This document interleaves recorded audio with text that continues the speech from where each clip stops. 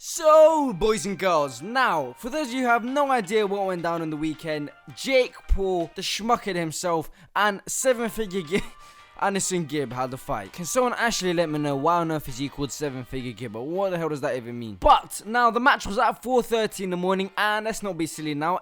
Ain't no one watching that, let's be honest. And now, as far as I'm concerned, many of you know what the result has been, and it is absolute tragedy. Now, you know, before every big boxing match, every newspaper has to get on the bandwagon and report for duty. And now, I happen to see this one here, and let's just go over it and see what they said about the match. Jake Paul versus Anesongib. Anesongib is shambolic, he's so fat. Fuck you say to me, you little shit! This is the wrong one. The two popular YouTubers weren't close when it came to subscribership on the social media platform, and as it turns out, the gap was even wider. That's what she said! When it comes to boxing skills. I mean, there's absolutely no need for that now, is it? I don't know, these guys are the Forbes, by the way, for those of you who don't know, and as far as I'm concerned, they've got absolutely no idea when it comes to boxing, so I'm not really sure who they are to judge, you know, the gaps of a boxer, but shush. Gibbs' approach was extraordinarily amateurish from the start. While he deserves credit for getting himself into decent fighting shape,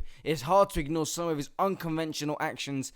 Alright, you know what, enough is enough now. I'm starting to think that Brian Mazikwi is not a fan of Gib, I'm going to be honest. And I mean, you know, just looking at him, I mean, I think he's a YouTuber. I have found his YouTube here, and I think at the end of the day, it comes down to the fact that he gets about 200 views a video. But enough of the newspapers, I say we get into the fight ourselves and we analyze it, because we are the true professionals that know all about this. Yeah, I've got no clue what I'm doing, let's just get into it. Alright, boys and girls, it's time for your first challenger, Anesongib, 2.1 million YouTube followers. Alright, listen Gib, I want you to be calm and composed. Don't let anyone know about the line of crack I gave you earlier. We can't let them find out. But they basically made him take it.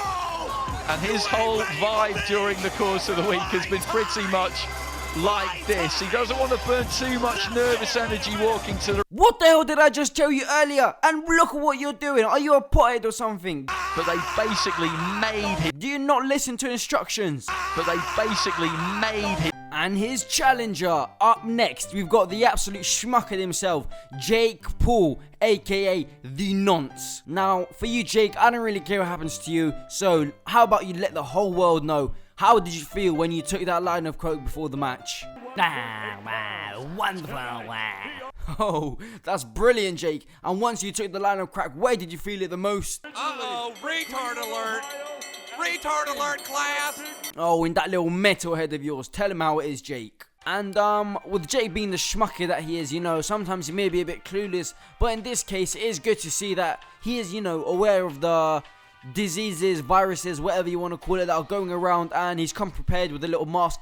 And he's ready to battle the coronavirus, you know. And now, after those little intros, we're finally into the actual match. And I'm not going to lie to you guys, apart from that run-up from Gib walking like a smurf with XL shorts on, I actually was surprised at how many punches he actually was dodging. Now, look at this one here, first left one, then this one here as well. I actually thought it was going to go somewhere until I started seeing, you know, he started teabagging mid-air, so I don't know what he was thinking. But generally speaking, I do think, you know, with all him acting like an absolute pothead at the start, doing too much, way too much, he lost a lot of energy, and doing all these little squats mid-flipping boxing match, I don't know what he was thinking. I don't know what his game plan was, but I don't think from there on, it just started all going downhill. He got his first knockdown, well, Jake got his first knockdown, and then from there on, the second one came, and unfortunately, the ref did stop the game, and Gib is an absolute schmuck nonce, and he lost it for the whole of UK. Stupid. So then, you know, Jake went to celebrate up in the top corner, and a wild Logan Paul appeared out of nowhere, who then decided later on it was a good idea to post this on and say when she says she's on birth control. And as you can probably guess, that didn't go down very well with his, you know, supporters. Your audience is 10 years old, please delete this. Your audience has an average age of 10. And then someone else said, you've got to wrap it up, mister. Was that too much?